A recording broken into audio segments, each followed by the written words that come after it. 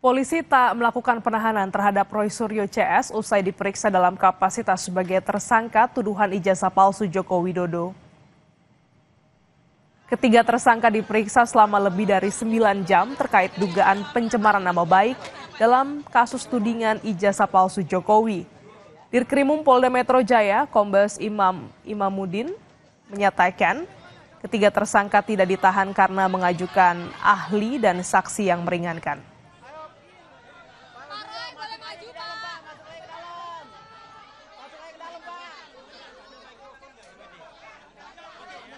Pemeriksaan sudah selesai dilakukan untuk sementara waktu.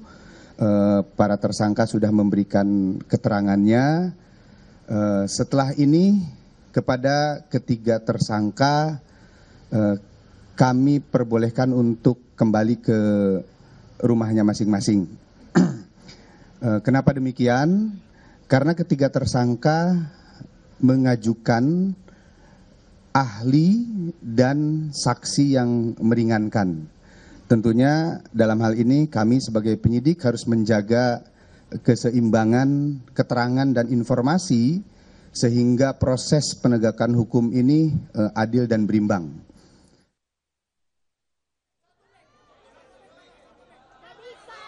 Setelah diperiksa selama 9 jam pada 13 November, penyidik Polda Metro Jaya tidak melakukan penahanan terhadap Roy Suryo CS terkait tudingan ijazah palsu Presiden ke-7 RI, Joko Widodo. Lebih dari 100 pertanyaan dilayangkan penyidik dalam pemeriksaan. Penyidik Polda Metro Jaya memutuskan untuk tidak melakukan penahanan dikarenakan kubu Roy Suryo mengajukan saksi meringankan. Jumlah daftar pertanyaan untuk tersangka RH ada 157 pertanyaan, tersangka RS 134 pertanyaan, dan tersangka TT ada 86 pertanyaan. Sebelumnya pada 12 November, Sekjen Pradi Bersatu, Ade Darmawan, juga datang ke Polda Metro Jaya meminta penyidik langsung menahan tersangka Roy Suryo CS saat menjalani pemeriksaan perdana. Selain mendorong soal penahanan, dalam diskusi dengan penyidik, Pradi Bersatu juga meminta penyidik menyita semua alat bukti digital, termasuk buku Jokowi's White Paper yang diduga digunakan dalam penyebaran informasi menyesatkan tentang ijazah Jokowi. Pesan saya sangat sederhana sekali, ya, bahwa Bang besok kalau diperiksa apakah ditahan atau enggak nih? Terus saya bertanya kepada penyidik, saya boleh bermohon nggak? Boleh Bang. Apa itu permohonannya? Permohonan secara lisannya bisa nggak sih dilakukan penahanan gitu? Ya sah-sah saja Bang kalau untuk permohonan, penahanan dan lain-lain sebagainya. Tersangka kasus pencemaran nama baik mantan Presiden Jokowi, Roy Suryo, mempermasalahkan pengenaan pasal 35 dan 51 Undang-Undang ITE tentang dugaan memanipulasi dokumen elektronik, yakni ijazah Jokowi. Menurut Roy, pihaknya hanya meneliti ijazah Jokowi yang diunggah kader PDIP, Dian Sandi, di platform media sosial X. Tidak pernah, demi Tuhan, demi Allah SWT, tidak pernah yang namanya mengedit ijazah, catat itu.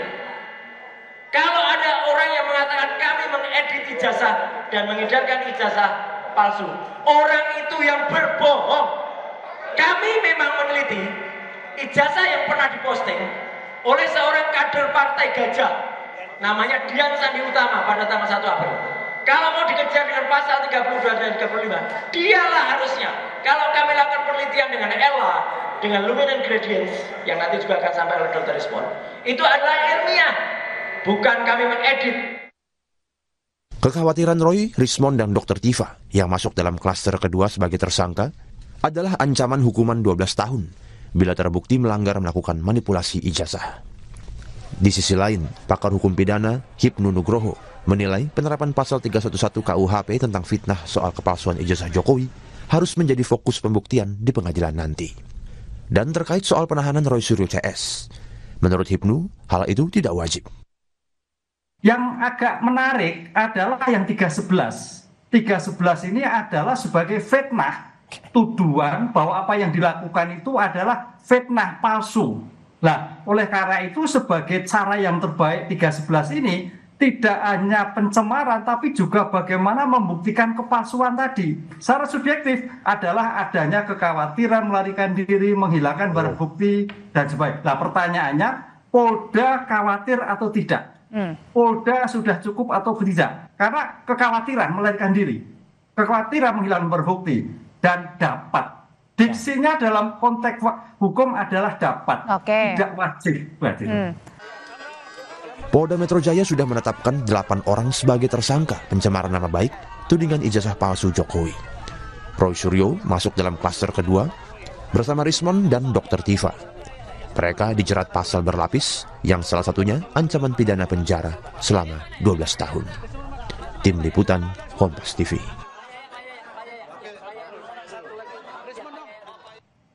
Usai jeda, Kompas Pagi akan kembali bersama Rahma Piliang dengan informasi tim Reserse Kriminal Polres Luksemawe Aceh membekuk seorang pelaku penembakan pedagang bakso di Desa Alulim.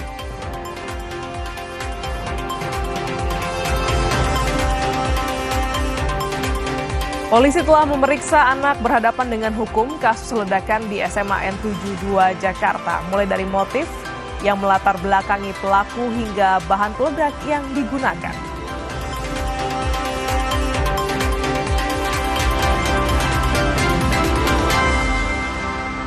CCTV yang memperlihatkan detik-detik penemuan jenazah diplomat Kemlu.